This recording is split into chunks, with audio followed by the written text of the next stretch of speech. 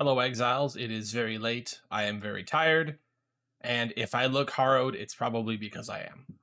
Not because of these patch notes. These patch notes are great. Just, sometimes you have a rough go of it for completely other reasons. But let's not get into that. That's kind of a weird way to start this. Oh well. Long time no see. 0.2.0G. Honestly, this kind of showed up out of the blue for me. I thought we were going to be waiting another couple days before it would drop. And technically, we are waiting at least one more day because there's been a rollback. They had issues. It was the end of the workday for them, so that's coming tomorrow now. Fine. That sort of thing's never really going to bother me. I'm just glad that it's finally here and that it's substantial. So why is it substantial? Item drop changes. It's not just campaign and wisps. It is a whole lot more than that. Thank goodness. I hope it's good. I hope it's good. From what I can see here, it definitely should be. Very important start.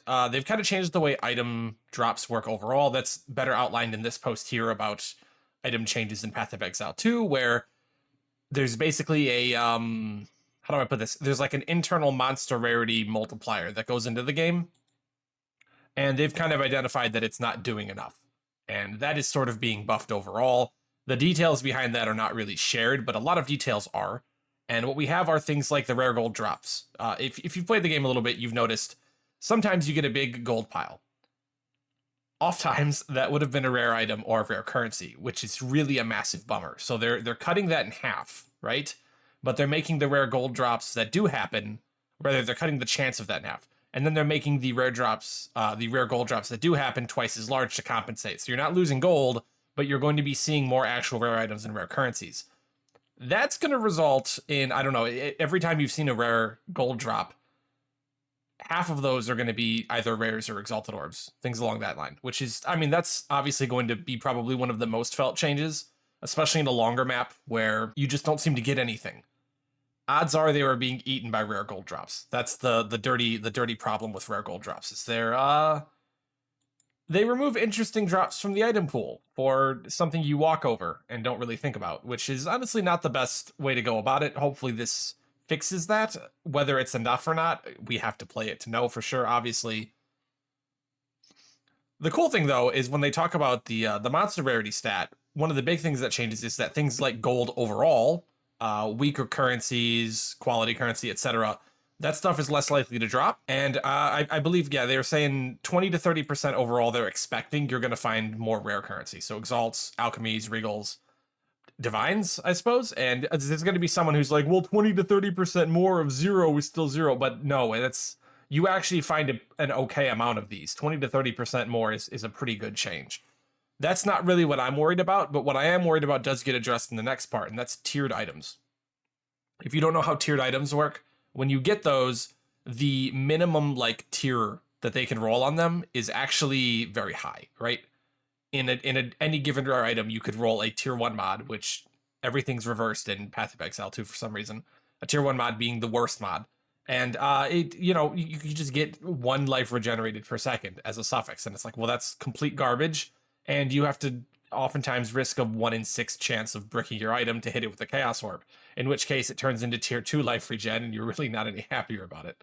These being more common is good for a number of reasons. Specifically, the odds of finding a really nice item off the ground go up, but the odds of finding an item with a high value mod for, say, recombination also go way up. And they've done this for both the rare and the magic items. The rare ones are much more common. The magic ones are much, much more common, 5 times more often. That's pretty good, especially considering a magic item with a specifically strong modifier is like what you're looking for to start your recombination journey, to getting a base item where spamming it with currency is actually worth something.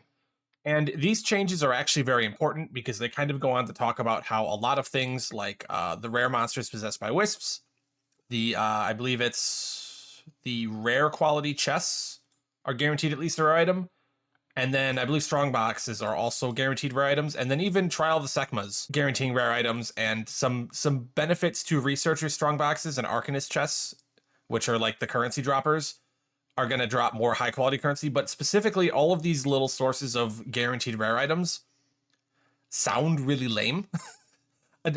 Admittedly, the first time I heard it, I was like, oh, that's yay. But then I thought about it and I was like, actually, if we're getting that many more rare items and then finding the higher tiered versions are that much more common, there's an exponential bonus here going on for how many bases we're going to be finding to get started on crafting.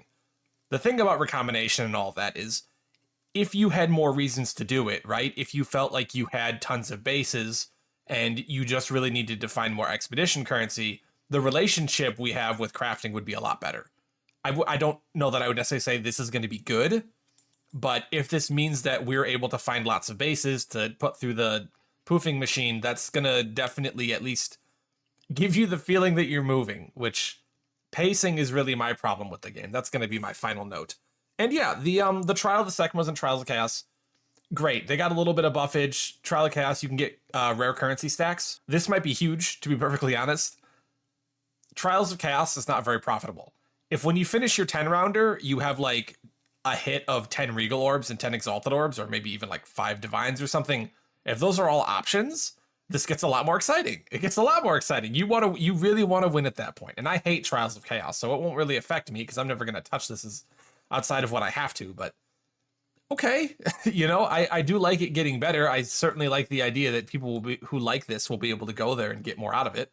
And then Trial of the Secmas, which I find the much more gamifiable trial, also getting that much better currency drops. Just the chests in general are going to be much better. So these two things kind of give you that if you can do it, it's a major point of profit every time you find the token for it. And that's, good stuff. Again, it's going to result in more loot for the player base. Expedition buffs were unexpected, but honestly, I like probably towards the top of my list for things I think they needed to change. Path of Exile 2 is a very different game from Path of Exile. The remnants are a little...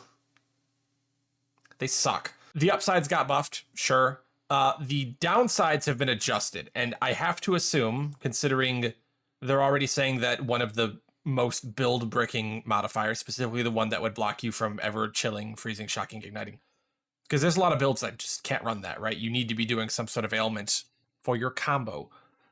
The fact that that's being changed to ailment threshold makes me think that a lot of these downsides are being adjusted to not be, well, oppressive. Littler things. Probably, I don't know, maybe the armor break one isn't as bad. Maybe the, I imagine the immunity ones will still be there because generally speaking, an immunity will either brick your build completely or it won't. And because there's 5 different damage types in the game, usually they're free. So, those are kind of all right. They also made artifacts and exotic coins more common, especially artifacts being doubled on their drop. So you're going to have the currency to use your Recombinator. You're also going to have coins and currency to go shopping, which I kind of hope they just forgot to put something here about the actual buying mechanic for Expedition, because it leaves a lot to be desired. But they did give the Rare and Magic chests in Expedition the same treatment they gave Rare and Magic chests overall, which is to say Rare and Magic chests are much better now. And that makes Expedition extra exciting because kind of as a trade-off for making them so much stronger, they say they're going to be less common in maps.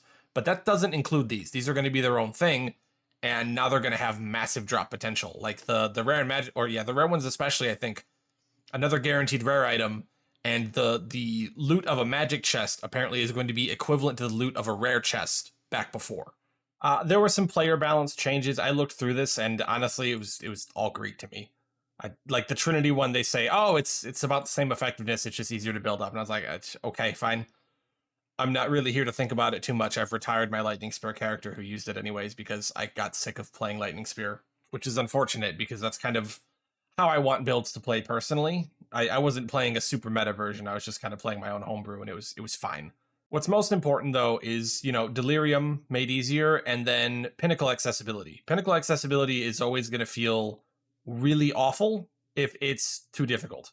And they made it less difficult, but also the amount of Corrupted Nexus you have to do to max out your Atlas skill tree has gone way down. And that's going to be very nice. I get the feeling off the top of my head, I didn't have the quest completed. I probably have it completed now. And that's great because personally, I actually like the way Corrupted Nexus works and how you can, pop the boss and all the maps change and you get these purified maps that have all these cool gold veins and crazy monsters. I don't like it so much on my new character because he sucks and those mobs are actually kind of hard apparently. But otherwise, I think it's great.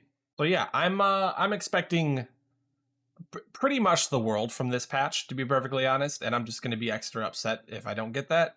I'm a little bit concerned though about the pacing of the game, right? As good as all of these changes are, as nice as it is to get loot upgrades and to get some extra stuff, especially in the campaign, apparently, we're going to be seeing a lot more rare items there.